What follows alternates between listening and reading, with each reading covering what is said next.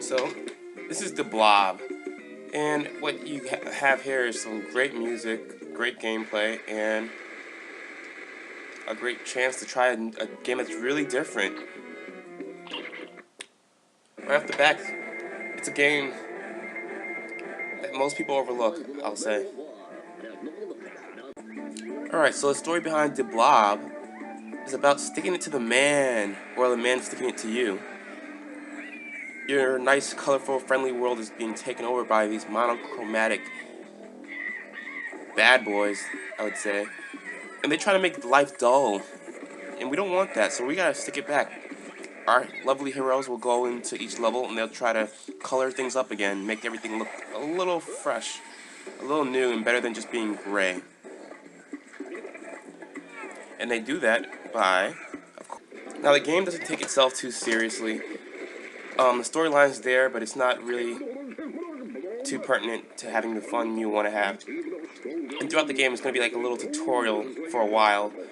But when you really get into it, it's just a straightforward paint the city red type of game, you know? Well, in this case, any color you feel like. You're going to need to do a little puzzle solving. And as you paint the town, you unlock more of the town until you defeat the level. You can jump in the water to clear yourself up. If you turn black, then your ink will kind of poison you at some point. The more you color the world, you hear this kind of hip-hop beat coming off. There's little missions you can do by, you know, pressing A at certain spots, like you just saw. And everything can really be colored.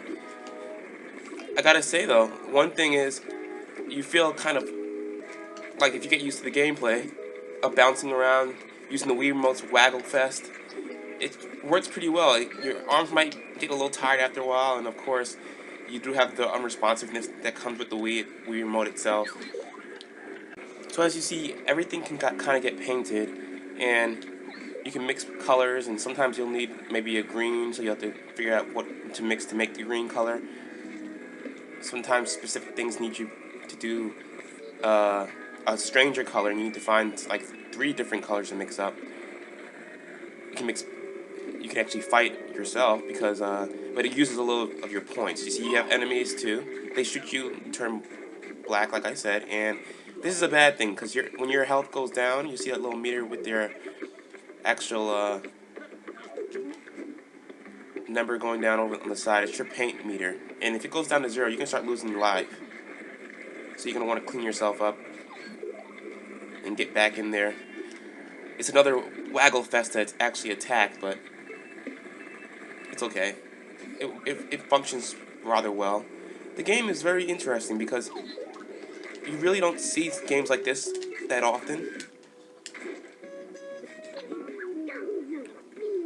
You have your little friends talking in their goofy voices. They give you little challenges to help you along the way.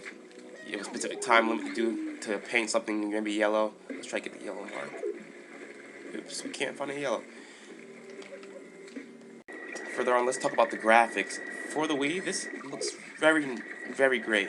The way your ball moves around and kind of sticks, you see the surface kind of being painted. It's really colorful and lively. I would almost compare this to you know, the freestyle game Jake Brown Radio, because you are going around painting the town, your colors, you know, your style, and as you play, music is really hinted as an important function in the game. You hear the music start to bop a little more and get a little more exciting once your character starts painting the world.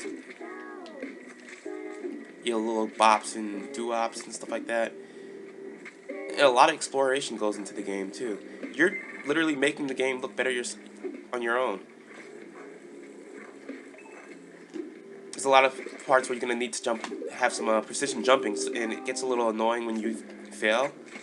It's one of those games sometimes you wish they just used the jump button with the A, but it also there are times when it functions pretty well just to be able to throw your controller up to jump anywhere you want.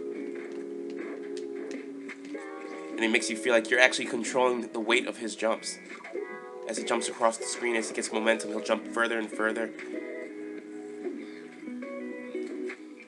And you don't have to always paint things the same way. You can mix a few colors, get the orange, red and yellow make the orange, and get your bright reds and etc. Another thing is there are collectibles in the game, but you'll have a really hard time getting them because the camera will not focus too often on where you want to go. There's little things you can do in between, like saving the villagers, calling them up, make them a little happier. But when it comes down to it, a lot of platforming is going to be involved in this game, and the later levels get pretty interesting, I would say. Not too hard, but you're going to have trouble trying to get to the top of a building, for example. You have to figure out your way up there itself.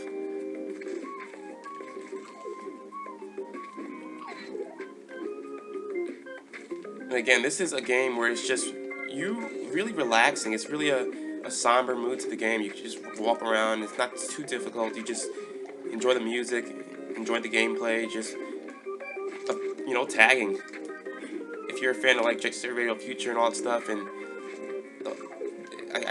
that's the real opinion I have of the game. It's a great game. It's great to have fun with it. I can just sit down for an hour at a time and just really relax and run through levels, just painting anything I see.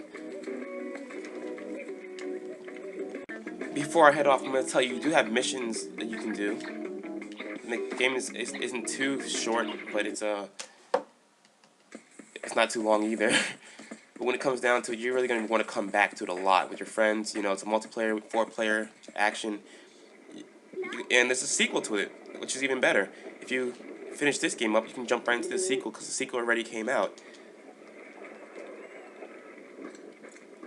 With all the little mission-based things you can do in the levels, and how, varied the gameplay is, to some extent. I think it's really worth a try. I think it's worth a buy at this point. And this is a really unusual game, I would say.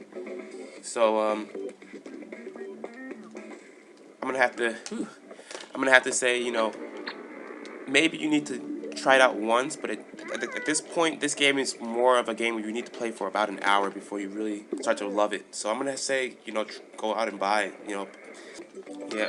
So before that, I'm going to let you guys take a look at the option menu, but at this point, the flashing buildings need to be painted, even if it means to be painted in a dirty looking, come on, can I get it? Nope.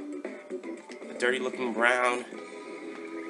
That's weird. He just floated off in the midair. Okay. Options, let's go on those real quick. Normal stuff.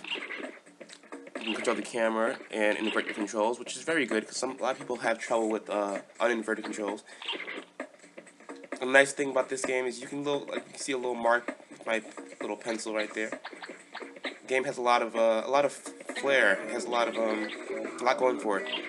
The extras menu, you can watch the cutscenes, the movies, and just some reward galleries, the usual stuff. It's nothing too big because you're not gonna really be in love with watching all your little cutscenes. But let's just show you a little quick one. So this guy understands what being in color feels like, and he has a little dream. And he breaks out of his box, out of his shell, I should say.